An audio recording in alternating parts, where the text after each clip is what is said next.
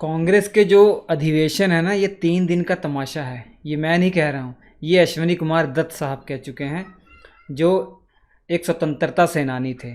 उन्हीं अधिवेशनों की हमें चर्चा करनी है इस वीडियो के अंदर। आपने देखा इससे पहले वाले वीडियो में भारतीय राष्ट्रीय कांग्रेस का गठन हो चुका है और उससे संबंधित बहुत सारी जानकारी परीक्षा की दृष्टि से है, वो आपने पढ़ लिया है। और इसके अलावा प्रारंभिक जो अधिवेशन हुए थे मुख्य तौर पर 1885 से लेकर 1905 तक, वो भी आपने पढ़ लिया। तो आज के इस वीडियो में हमारा टारगेट है 1906 से लेकर और 1947 तक जितने भी महत्वपूर्ण अधिवेशन हैं और उनमें क्या क्या बातें हैं वो सब आपको याद रखनी है। ये पढ़ने के बाद उसके बाद हम आगे आपके भारतीय राष्ट्रीय आंदोलन को 3 चरणों में बांट के पढ़ेंगे। शुरुआत में 1885 से 1905 तक उदारवादी चरण कहा जाता है, क्योंकि यहाँ पर जो भी हमारा राष्ट्रीय आंदोलन जिनके हाथों में रहा वो उदारवादी स्वभाव के थे, लिबरल स्वभाव के थे। उसके बाद 1905 से 1919 तक जो टाइम पीरियड आपको पढ़ना है वो हमारा राष्ट्रीय आंदोलन दूसरे चरण का राष्ट्रीय आंदोलन है, उसे कहा जाता है उग्रवादी राष्ट्रीय आंदोलन। क्योंकि यहाँ पर जो राष्ट्रीय आंदोलन की बागडोर थी वो संभाल रहे थे गर्म दल के नेता, गर्म स्वभाव के नेता। इसके अलावा वो तो अपना काम कर ही रहे थे, इसी के पैरेलल में क्रांतिकारी लोग भी अपना काम कर रहे थे।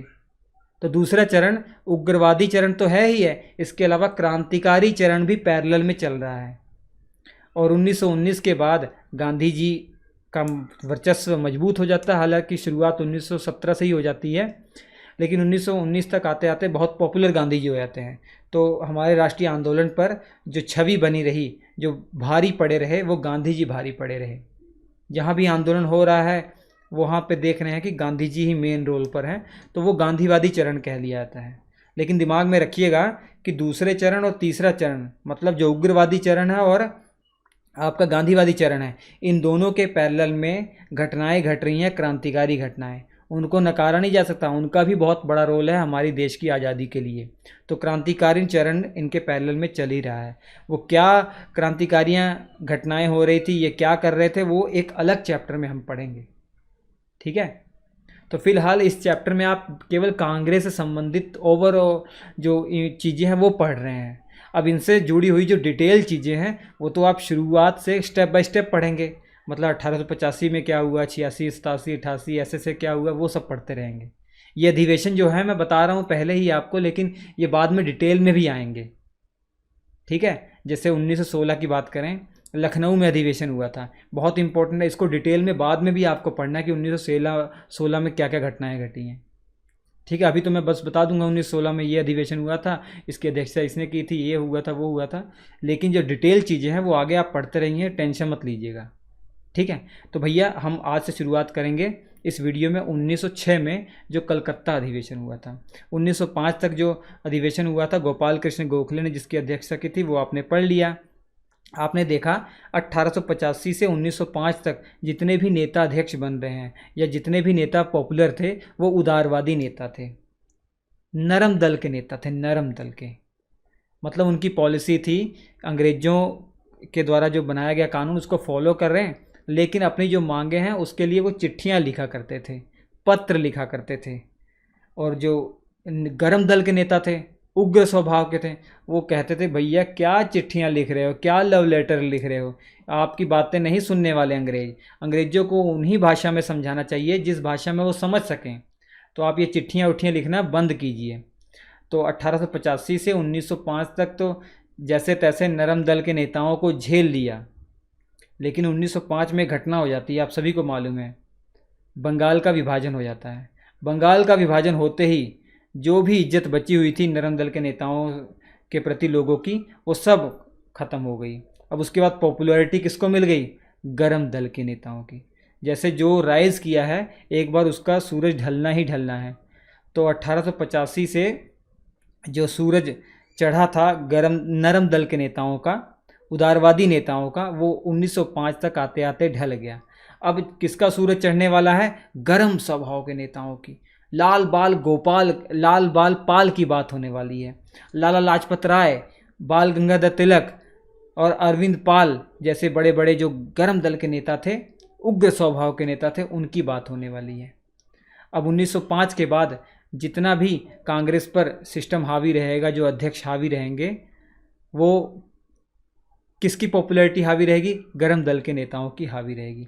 हालांकि 1905 से ही दोनों के बीच में दरार पड़ना शुरू हो गई थी, गरम दल के नेता और नरम दल के नेता। दरार 1905 से शुरू हो गई जब बंगाल का विभाजन हो गया, जब लॉर्ड कर्जन ने बंगाल का विभाजन कर दिया, एक पूर्वी बंगाल एक पश्चिमी बंगाल। पूर्वी बंगाल में मेजोरिटी में मुस्लिम थे और माइनॉरिटी में हिंदू थे, पश्चिम बंगाल में मेजोरिटी में हिंदू और माइनॉरिटी में मुस्लिम थे। वो दोनों की एकता को ख़त्म करने के उद्देश्य से अंग्रेज़ों ने ऐसा किया था। उनको पता था इनकी एकता बनी रहेगी तो हमारे लिए आगे खतरा हो सकता है। जैसे 1857 की क्रांति एक बहुत बड़ी क्रांति हुई थी, जन क्रांति हुई थी, वैसे कहीं आगे ना हो जाए, इसलिए वो अपना तैयारी पहले से अंग्रेज कर रहे थे। ठीक, तो कहने का भाव ये है कि गरम दल के नेता नरम दल के नेताओं के बीच में दरार पड़ना 1905 से शुरुआत हो गई। अब 1906 में अधिवेशन होने वाला था। अब 1906 में गरम दल के नेता चाहते थे कि हमारा जो खेमे का व्यक्ति है वो अध्यक्ष बने, ठीक है, जबकि आपके नरम दल के नेता थे वो चाहते थे हमारा वो बना रहे, ये क्या हो गया, हमारा मतलब नेता बना रहे। तो जो गरम दल के नेता थे उग्रवादी स्वभाव के नेता थे। उग्रवादी यहाँ पॉजिटिव शब्द है, ये मत समझ लीजिए कि आतंकवादी, मतलब उग्रवादी मतलब गरम स्वभाव के नेता। उग्रवादी नेता कह चाहते थे कि हमारे यहाँ से या तो लाला लाजपत राय अध्यक्ष बने या तो बाल गंगाधर तिलक बने, ठीक। और जो आपके नरम दल के नेता थे, उदारवादी नेता थे, वो चाह रहे थे कि नहीं, हमारे यहाँ से हमारे दल का कोई अध्यक्ष बने। जैसे रास बिहारी घोष की उन्होंने बात की थी कि इनको बनना चाहिए, लेकिन जैसे तैसे ना इनकी मानी गई ना उनकी मानी गई, दादा भाई नौरोजी को बना दिया गया। कलकत्ता वाला अधिवेशन था 1906 का। अब दादा भाई नौरोजी की जब बात आई, कोई इनके खिलाफ नहीं उठ सकता था। ये वैसी शख्सियत ही थे कि सबको भैया अपना अपना जो सोच है वो बटोरना पड़ा, क्योंकि इनके खिलाफ कोई खड़ा नहीं हो सकता था। तो दादा भाई नौरोजी ने अध्यक्षता की थी 1906 में। ये इनका आखिरी अधिवेशन था जो अध्यक्षता कर रहे थे। 3 अधिवेशन की अध्यक्षता कर चुके हैं इसको मिलाकर। एक तो आपने पढ़ा था 1886 में, कलकत्ता में ही हुआ था। उसके बाद 1893 में आपने पढ़ा था, लाहौर में हुआ था। उसके बाद आपने 1906 में पढ़ा, ये वाला कलकत्ता अधिवेशन। इस अधिवेशन की खासियत ये है कि आपका इंडियन नेशनल कांग्रेस ने ऑफिशियली पहली बार स्वराज शब्द का प्रयोग किया। और इस जो 1906 का कलकत्ता अधिवेशन है ये बहुत महत्वपूर्ण इसलिए है क्योंकि स्वराज शब्द का प्रयोग कांग्रेस के द्वारा या कांग्रेस के मंच से दादा भाई नौरोजी ने पहली बार 1906 में किया। याद रखिए, प्रश्न पूछा जाएगा तभी आप ये जवाब देंगे कि कांग्रेस ने पहली बार स्वराज शब्द का प्रयोग कब स्वीकार किया या कब किया, किस अधिवेशन में किया। तो 1906 ईस्वी में कलकत्ता वाला अधिवेशन याद रखेंगे, ठीक है। अब 1906 का अधिवेशन बीत गया। अब फिर से लड़ाई शुरू हो जाती है नरम दल के नेताओं और गरम दल के नेताओं के बीच में। अब गरम दल के नेता कहते हैं कि नहीं नहीं भैया, इस बार अधिवेशन जो है आपका नागपुर में होना चाहिए और हमारे जो लाला लाजपत राय या बाल गंगाधर तिलक उन्हीं को अध्यक्ष बनना है। लेकिन जो नरम दल के नेता थे, उदारवादी नेता थे, वो कहते हैं नहीं, रास बिहारी घोष को बनाएंगे और अधिवेशन सूरत में कराएंगे। तो इन्होंने करवा दिया। इसी कारण से दोनों के बीच में विभाजन हो गया। गरम दल के नेता नरम दल के नेताओं के बीच में विभाजन। कांग्रेस का विभाजन कब हुआ ये महत्वपूर्ण याद रख लीजिए, 1907 में सूरत अधिवेशन के दौरान। सूरत अधिवेशन के दौरान याद रखेंगे कि नहीं, ठीक है। सूरत अधिवेशन के दौरान कांग्रेस का विभाजन हो गया, 2 खेमे में बट गया, याद हो जाएगा। इसके बाद का जो अधिवेशन आपको याद रखना है 1911 का, ये भी कलकत्ता में अधिवेशन हुआ था। ये अधिवेशन इसलिए महत्वपूर्ण है क्योंकि पहली बार कांग्रेस के मंच से जो जन गण मन हमारा राष्ट्रीय गान है ये गाया गया 1911 ईस्वी में कलकत्ता वाले अधिवेशन में। इस अधिवेशन की अध्यक्षता बिशन नारायण दर ने की थी, याद रख लीजिए। इसके बाद 1916 का ये अधिवेशन बहुत महत्वपूर्ण अधिवेशन है। हालांकि जब आप इंडियन नेशनल मूवमेंट की चर्चा हम स्टेप बाय स्टेप करेंगे तो ये लखनऊ की बात आएगी, 1916 की लखनऊ की बात डिटेल में आएगी, ठीक। इसकी अध्यक्षता हुई थी बच्चों अंबिका चरण मजूमदार। ये देख लीजिए तस्वीर है, अंबिका चरण मजूमदार। अब इसके दौरान मतलब अंबिका चरण मजूमदार जब अध्यक्ष थे तो इस दौरान नरम दल के नेता और गरम दल के नेताओं के बीच में समझौता हो गया। किसकी सहायता, किसका मेन रोल था? मेन रोल था बाल गंगाधर तिलक और एनी बेसेंट। इनके सहयोग से, इनकी कोशिश से दोनों का दोबारा से पैचअप हो गया। किसका किसका? नरम दल के नेता और गरम दल के नेता। ठीक, आपको पता ही है कि 1907 का अधिवेशन में, 1907 का जो अधिवेशन था सूरत के अंदर, उसी में दोनों का अलग अलग हो गए थे, नरम दल के नेता, गरम दल के नेता। और 1907 के बाद जब 1908 आता है, एक ऐसी घटना घट जाती है कि जो बाल गंगाधर तिलक थे उनको अंग्रेज जेल में डाल देते हैं, 6 महीने की सज़ा हो जाती है। म्यांमार जो है वहाँ पे एक जगह है मांडवी जगह पर जेल में भेज देते हैं 6 साल के लिए। तब इसी कारण से जो उग्रवादी नेता थे ना, वो कमज़ोर पड़ गए बेचारे, तो उनके जो सोच थी वो 2-4 साल पीछे हो गई, क्योंकि 6 साल तक जेल में रहे बाल गंगाधर तिलक। क्यों जेल में रहे आगे डिटेल में देखेंगे, फिर भी मैं आपको बता देता हूँ। उनका एक अखबार चलता था, उनके अखबार का नाम था केसरी।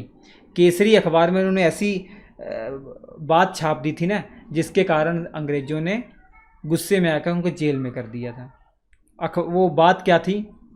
उन्होंने 2 व्यक्तियों की, प्रफुल्ल चाकी और आपके एक और 18 साल की उम्र के थे खुदीराम बोस, ये 2 क्रांतिकारी थे, इनकी प्रशंसा लिख दी थी। और इन्होंने क्या किया था? खुदीराम बोस और प्रफुल्ल चाकी ने क्या किया था? इन्होंने बम फेंका था। किसके ऊपर?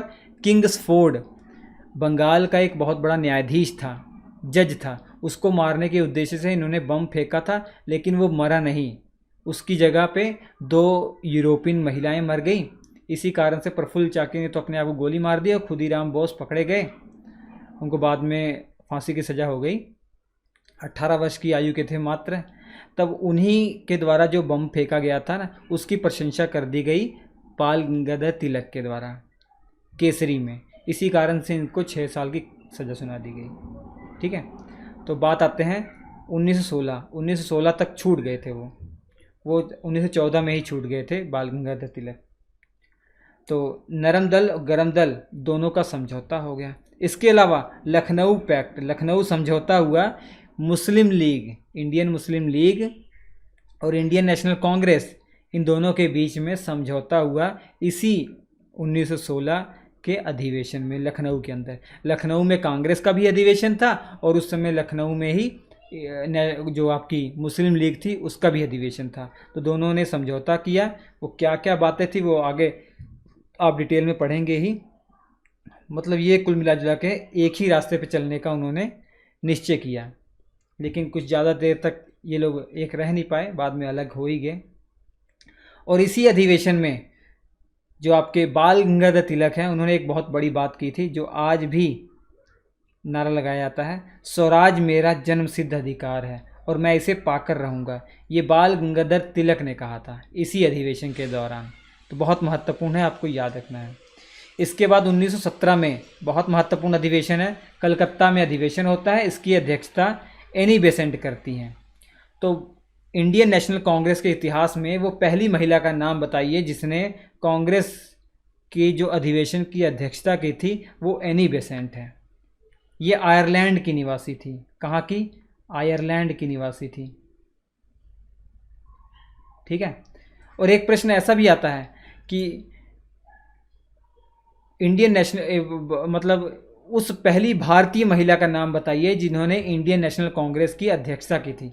तब नाम आएगा सरोजिनी नायडू, क्योंकि ये एनी बेसेंट भारतीय नहीं थी। अगर भारतीय शब्द आ जाएगा कि पहली भारतीय महिला कौन थी, तो वो सरोजिनी नायडू, जो आगे चलकर 1925 में कानपुर में जो अधिवेशन हुआ था उसकी अध्यक्षता की थी। आगे मैं बताऊंगा। तो ये एनी बेसेंट ने कब अध्यक्षता की थी? 1917 में। याद हो जाएगा आपको। कांग्रेस की पहली महिला अध्यक्ष हैं ये, आयरलैंड की निवासी हैं। उसके बाद अधिवेशन होता है 1918 में। हालांकि 18 में 2 बार अधिवेशन होता है, क्योंकि एक विशेष अधिवेशन बुला लिया गया था सितंबर के महीने में ही। अगस्त लास्ट में 29 अगस्त के आसपास बुलाया गया था। 2-3 दिन तक चलता ही है। तो ये वाला अधिवेशन विशेष अधिवेशन था। इसकी अध्यक्षता की थी सैयद हसन इमाम ने। सैयद हसन इमाम ने इसकी अध्यक्षता की थी। ये इस पर्पस से बुलाया गया था क्योंकि 1918 में जो मॉन्टेग्यू है और आपका चेम्सफोर्ड, इनकी जो रिपोर्ट है वो प्रस्तुत की गई थी ब्रिटिश पार्लियामेंट में। उसी के आधार पर 1919 का जो कानून आने वाला था, जिसको आप मॉन्टेग्यू चेम्सफोर्ड सुधार के नाम से भी जानते हैं ना, 1919 का जो एक्ट वो बाद में आएगा। तो उसकी रिपोर्ट पहले इन्होंने प्रस्तुत की थी, कहाँ पे? ब्रिटिश पार्लियामेंट में। तो उसकी बातें इनको अच्छी नहीं लगी थी, उसी पर चर्चा करने के उद्देश्य से ये सैयद हसन इमाम के अध्यक्षता में इंडियन नेशनल कांग्रेस का विशेष अधिवेशन बुलाया गया था। अब 1918 में जो लास्ट मौके पर 28-29 दिसंबर को अधिवेशन होता है, वो तो हुआ ही, वो हुआ। उसकी अध्यक्षता की थी मदन मोहन मालवीय ने। इसमें उद्देश्य रखा गया कि हम हिंदी भाषा का विकास पर जोर देंगे, हिंदी भाषा के विकास पर जोर देंगे, ये उद्देश्य इस पर रखा गया। उसके बाद 1919 में आप जानते हैं रॉलेट एक्ट के विरोध में जब क्रांति होती है, जब उसका विरोध होता है, उसी के चलते आप जानते हैं कि अमृतसर के अंदर जलियांवाला बाग जो हत्याकांड है वो हो जाता है। जनरल डायर ने इन्हीं हत्थों पे गोली चला दी थी। अब उसका विरोध करने के लिए, उसका खंडन करने के उद्देश्य से अमृतसर में ये अधिवेशन जानबूझकर कांग्रेस के द्वारा लाया गया। और मोतीलाल नेहरू, जो जवाहरलाल नेहरू के पिता हैं, उन्होंने इस अमृतसर वाले अधिवेशन की अध्यक्षता की। ये अधिवेशन 1919 का जानबूझकर अमृतसर लाया गया था, किया गया था ये। ठीक, याद रखेंगे, याद भी हो जाएगा आपको। और मोतीलाल नेहरू ने की थी। इस यहाँ पर कांग्रेस ने जो जलियांवाला बाग हत्याकांड हुआ था ना, उसका खंडन किया था, उसका मतलब एक तरह की निंदा की थी। केवल निंदा कर सकते थे क्योंकि इनको अभी भी अंग्रेज़ों पर विश्वास था, क्योंकि अंग्रेज़ों ने हंटर आयोग का गठन किया था, जिसको काम दिया गया था कि देखिए कि जो जलियांवाला बाग हत्याकांड हुआ है वो उसका रिपोर्ट बना के दीजिए, क्या किसकी गलती है, क्या जनरल डायर ने सही काम किया था या नहीं किया था। तो हंटर आयोग की अभी रिपोर्ट आई नहीं थी, इसीलिए उन्होंने बड़े पैमाने पर उसका विरोध नहीं किया। बड़े पैमाने पर विरोध 1920 में करेंगे, जब हंटर आयोग की रिपोर्ट आ जाएगी, और इससे ये संतुष्ट नहीं होंगे। अब 1920 में कलकत्ता में विशेष अधिवेशन बुलाया जाता है लाला लाजपत राय के अध्यक्षता में। क्यों? क्योंकि गांधी जी के द्वारा यहाँ पर असहयोग आंदोलन का प्रस्ताव रखा गया और शुरुआत कर दी गई। क्यों, ऐसा क्या हो गया था? बताया मैंने, जलियांवाला बाग हत्याकांड हुआ था, उसके बाद हंटर आयोग का गठन किया गया था अंग्रेज़ों के द्वारा। उसी का वेट कर रहे थे हमारे ये इंडियन नेशनल कांग्रेस के लोग थे। जब उसकी रिपोर्ट आ गई, उससे ये संतुष्ट नहीं हुए थे, तब इन्होंने ये ठान लिया कि भैया रॉलेट एक्ट और जो जलियांवाला बाग हत्याकांड हुआ है ना, इसके विरोध में हम असहयोग आंदोलन चलाएँगे। उसी को चलाने के उद्देश्य से ये विशेष जो है अधिवेशन लाया गया था। यहाँ पर इस अधिवेशन में गांधी जी ने असहयोग आंदोलन का प्रस्ताव रखा, जो पारित हो गया। उसके बाद असहयोग आंदोलन चालू कर दिया गया। और 1920 में जो आमतौर पर 29-30 दिसंबर को अधिवेशन होते हैं वो नागपुर में अधिवेशन हुआ। इसकी अध्यक्षता सी विजय राघवाचार्य ने की थी। ठीक, जो विशेष अधिवेशन होता था, उसके बाद जो अपने टाइम पे अधिवेशन होना था वो होता था, विशेष अधिवेशन एक्स्ट्रा हो जाता था। उसके बाद 1923 का अधिवेशन याद रखना है, दिल्ली में हुआ था। मौलाना अब्दुल कलाम आज़ाद इसकी अध्यक्षता की थी। इसके बाद का अधिवेशन बहुत महत्वपूर्ण है। 1924 में अधिवेशन हुआ था कर्नाटक के बेलगांव में। बेलगाम ये कर्नाटक के अंदर है। यहाँ पर अध्यक्षता महात्मा गांधी के द्वारा हुई है। तो कांग्रेस के इतिहास में ये एक ही ऐसा अधिवेशन है जिसकी अध्यक्षता कर रहे हैं महात्मा गांधी। ये प्रश्न बनता है आपके लिए महत्वपूर्ण कि वो कौन सा अधिवेशन है बच्चों जिसकी अध्यक्षता महात्मा गांधी ने की थी। तो ये बेलगाम अधिवेशन ही है, और ये एकमात्र ही एक ऐसा अधिवेशन है जिसकी अध्यक्षता गांधी जी ने की है। इसके अलावा कोई ऐसा अधिवेशन नहीं है जिसकी अध्यक्षता इन्होंने की हो, बस एक ही है।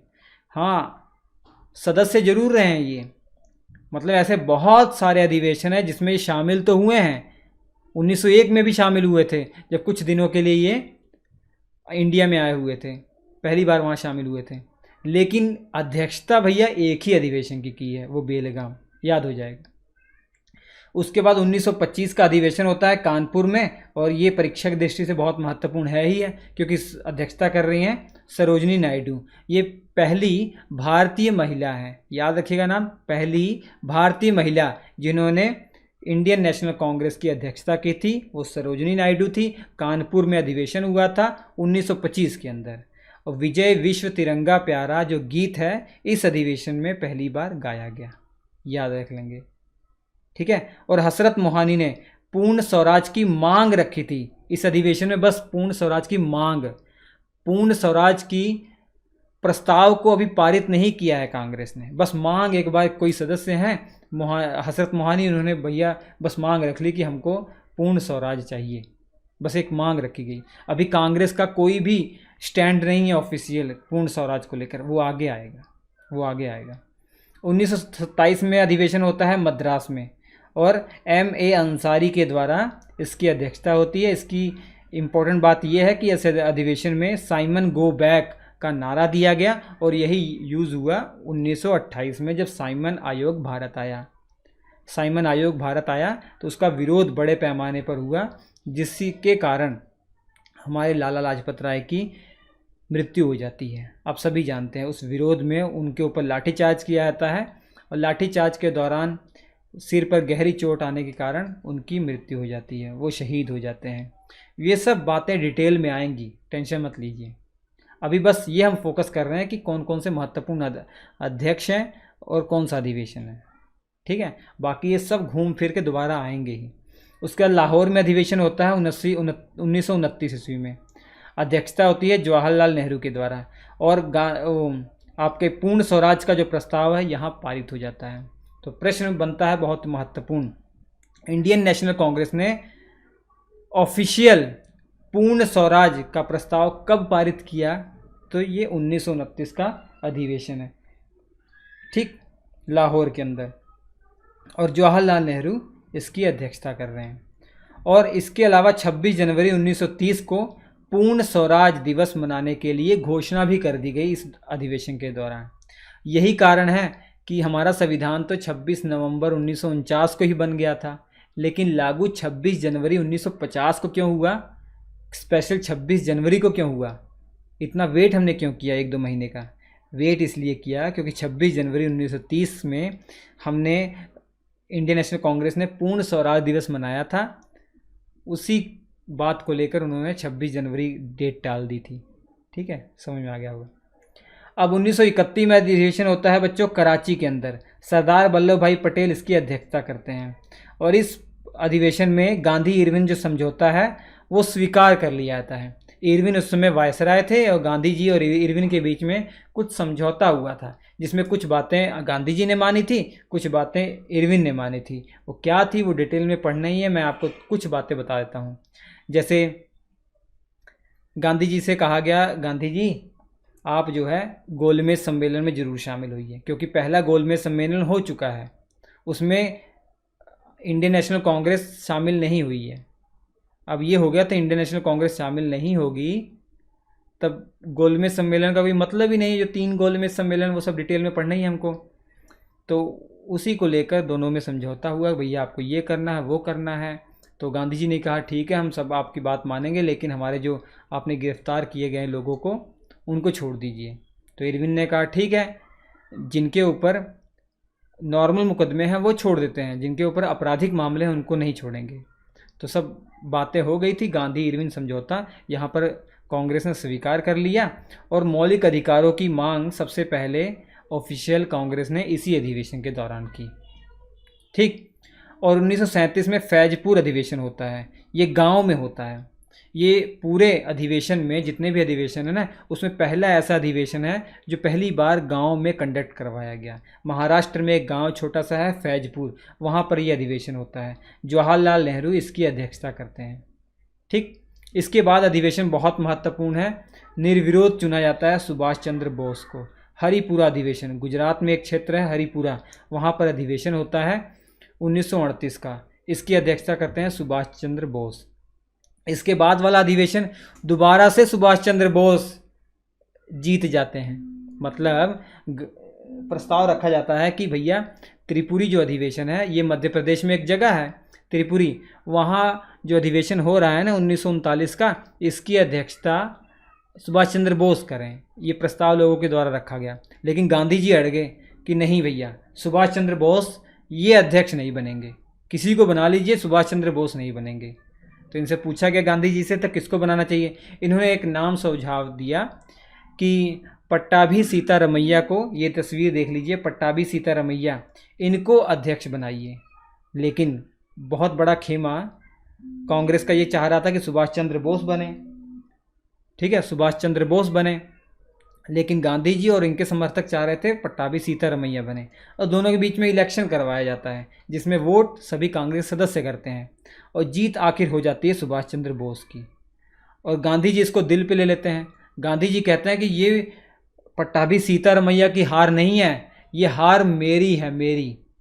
उसके बाद अध्यक्ष तो सुभाष चंद्र बोस बन गए। इनके लिए आगे का सफ़र जो है बहुत मुश्किल कर दिया गांधी जी ने। जो भी ये प्रस्ताव रखते थे, गांधी जी उसका विरोध कर देते थे, बिना सोचे समझे कि वो सही है या गलत। बस प्रस्ताव सुभाष चंद्र बोस के द्वारा आया है तो ये उनका विरोध कर देते थे। कई बड़े जो बुद्धिजीवी हैं, इंटेलेक्चुअल हैं, जो उस समय वहाँ पर उपस्थित थे, वो बताते हैं कि गांधी जी ने ये अपने दिल पे ले लिया था। ईगो प्रॉब्लम उनको हो गई थी कि जो इंडियन नेशनल मूवमेंट, जो राष्ट्रीय आंदोलन का जो रास्ता है, वही संचालित करें, और कोई जो है उसको आगे ना बढ़ाएं उनके अलावा। ऐसा बुद्धिजीवियों का कहना है, मैं अपनी राय नहीं बता रहा हूँ, जो बड़े बड़े बुद्धिजीवी वो कह गए हैं, ठीक है। मैं आपको बस पढ़ा रहा हूँ, इसमें मुझे ब्लेम मत कीजिएगा कि आप कैसे कह रहे हैं गांधी जी के बारे में। जो बड़े बड़े बुद्धिजीवी थे वो कह गए हैं, ठीक, ये हुआ भी था, वही मैं पढ़ा रहा हूँ। और उसके बाद सुभाष चंद्र बोस को लगा कि नहीं, ऐसा तो नहीं हो सकता कि मैं इनसे अब लड़ने बैठ जाऊं, इसीलिए इन्होंने इस्तीफ़ा दे दिया। सुभाष चंद्र बोस ने इस्तीफ़ा दे दिया, कांग्रेस छोड़ दी और एक नई पार्टी का गठन कर लिया। इस पार्टी का नाम याद कर लीजिए, forward block party. Forward block party का गठन किसके द्वारा हुआ? सुभाष चंद्र बोस के द्वारा हुआ, ठीक।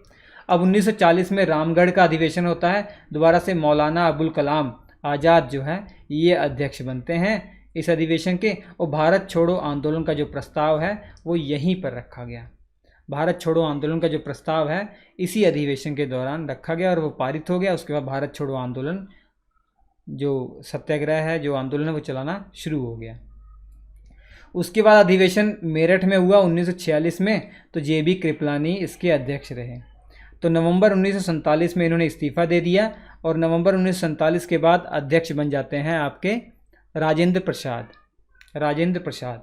तो ये प्रश्न पूछा जाता है कि देश जब हमारा आज़ाद हुआ 15 अगस्त के दिन, कांग्रेस का अध्यक्ष कौन था? तो जवाब आपके सामने है, JB कृपलानी। आचार्य JB कृपलानी, ठीक है। मेरठ में अधिवेशन हुआ था 1946 में। उसके बाद 1948 का, हालांकि इम्पोर्टेंट नहीं है, ये अधिवेशन जयपुर में हुआ था। पट्टाभी सीतारमैया ये वही हैं जो सुभाष चंद्र बोस के खिलाफ, जिनको गांधी जी ने खड़ा किया था और ये हार गए थे। अब ये 1948 में जयपुर के अधिवेशन में पट्टाभी सीतारमैया को अध्यक्ष बनाया जाता है। ये वही पट्टाभी सीतारमैया हैं जो JVP कमेटी के सदस्य रह चुके हैं। इंडियन पॉलिटी में आपको पढ़ाया हुआ है हमने, JVP कमेटी का गठन। J मतलब जवाहरलाल नेहरू, V मतलब वल्लभ भाई पटेल, P मतलब पट्टाभी सीतारमैया। मतलब आपने पढ़ा कि जब मांगे उठ रही थी कि भैया देश में जो राज्यों का बंटवारा है वो भाषा के आधार पर होना चाहिए, उसी को समझने के लिए, उसी की समीक्षा करने के उद्देश्य से ये JVP कमेटी बनाई गई थी, जिसके ये सदस्य भी थे। वो इंडियन पॉलिटी का है, आपको बताया था मैंने। तो भैया ये इंडियन नेशनल कांग्रेस के बारे में जो संपूर्ण जानकारी थी वो बता दी। अब कल से क्या होगा? अब इंडियन नेशनल मूवमेंट को मैं 3 भागों में तोड़ूंगा। भारतीय राष्ट्रीय आंदोलन को 1885 से 1905 तक जो उदारवादी चरण रहा, उदारवादी लोग इसमें हावी रहे, उनका वर्चस्व अधिक रहा, उन्होंने क्या काम किया, सब कुछ जानकारी उसमें हम पढ़ेंगे। और इस दौरान क्या क्या घटनाएं घटी वो सब डिटेल में हम पढ़ेंगे। जैसे बंगाल का विभाजन हो गया, ठीक है, ये सब डिटेल में पढ़ना है। अब 1905 से लेकर 1919 तक दूसरा चरण है जिसे उग्रवादी चरण कहा जाता है, और 1919 से 1947 तक तीसरा चरण है जिसे गांधीवादी चरण कहा जाता है। लेकिन इस समय के दौरान एक और चरण पैरेलल में चलता है, एक और घटनाएं पैरेलल में होती रहती हैं, वो क्रांतिकारियों के द्वारा। ये इतिहासकारों ने समझने की दृष्टि से इसको अलग किया है, लेकिन मैं serial wise step by step बताऊंगा। इस समय में ये घटना हुई, आपको सब समझ में आएगा। ठीक है। बेसिक तौर पर ये कहने का मतलब है कि 1885 से 1947 तक क्या क्या घटनाएं घटी हैं, सब डिटेल में हम पढ़ने वाले हैं। तो हम आपसे मिलते हैं अगले एपिसोड में, तब तक के लिए नमस्कार।